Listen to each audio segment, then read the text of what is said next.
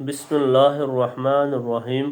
السلام علیکم۔ آج ہمارا موضوع ہے حضرات صحابہ رضی اللہ عنہم کس طرح حضور صلی اللہ علیہ وسلم سے اور آپ صلی اللہ علیہ وسلم کے خلفاء سے بیعت ہوا کرتے تھے اور کن امور پر بیعت ہوا کرتی تھی۔ اسلام پر بیعت ہونا۔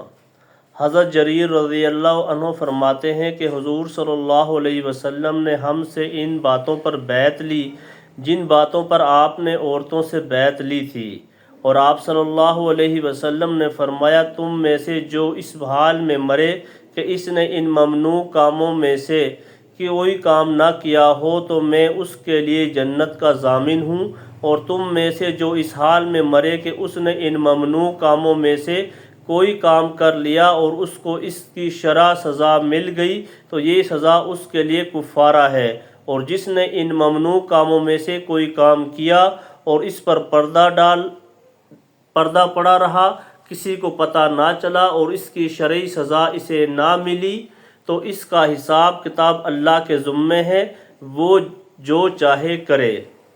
حضرت اسود رضی اللہ عنہ نے حضور صلی اللہ علیہ وسلم کو فتح مکہ کے دن لوگوں کو بیعت کرتے ہوئے دیکھا۔ کہتے ہیں کہ حضور صلی اللہ علیہ وسلم کزن مسقلہ مقام کے پاس بیٹھ کر لوگوں کو اسلام اور شہادت پر بیعت کر رہے تھے۔ راوی کہتے ہیں کہ میں نے اپنے استاد عبداللہ بن عثمان سے پوچھا کہ شہادت سے کیا مراد ہے؟ انہوں نے کہا کہ مجھے میرے استاد محمد بن اسود بن خلف نے بتایا تھا کہ حضور صلی اللہ علیہ وسلم ان کو اللہ پر ایمان لانے اور کلمہ شہادت اشہد ان لا الہ الا اللہ و اشہد ان محمدً عبدہ و رسولہ پر بیعت کر رہے تھے۔ بہقی کی روایت میں یہ ہے کہ چھوٹے بڑے مرد اور عورت تمام لوگ حضور صلی اللہ علیہ وسلم کے پاس آئے۔ آپ صلی اللہ علیہ وسلم نے ان کو اسلام اور شہادت پر بیعت کیا۔ حضرت مجاشع بن مسعود رضی اللہ عنہ کہتے ہیں کہ میں اور میرا بھائی ہم دونوں حضور صلی اللہ علیہ وسلم کی خدمت میں حاضر ہوئے۔ میں نے عرض کیا آپ ہمیں ہجرت پر بیعت فرما لیں۔ آپ نے کہا مدینہ کی طرف ہجرت تو اہل ہجرت کے ساتھ ختم ہو گئی، اب اس ہجرت کا حکم نہیں رہا۔ میں نے پوچھا پھر آپ ہمیں کس چیز پر بیعت کریں گے؟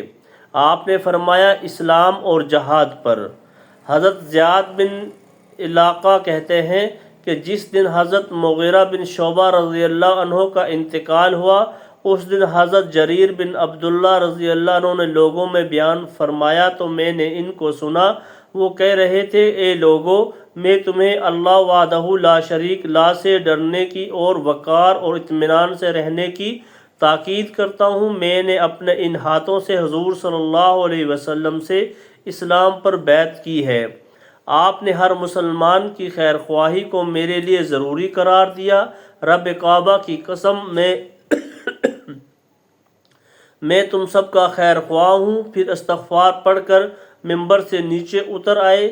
بہقی وغیرہ نے روایت کیا ہے کہ حضرت زیاد بن حارث سدائی رضی اللہ عنہ کہتے ہیں کہ میں حضور صلی اللہ علیہ وسلم کی خدمت میں حاضر ہوا اور اسلام پر آپ صلی اللہ علیہ وسلم سے بیعت ہوا۔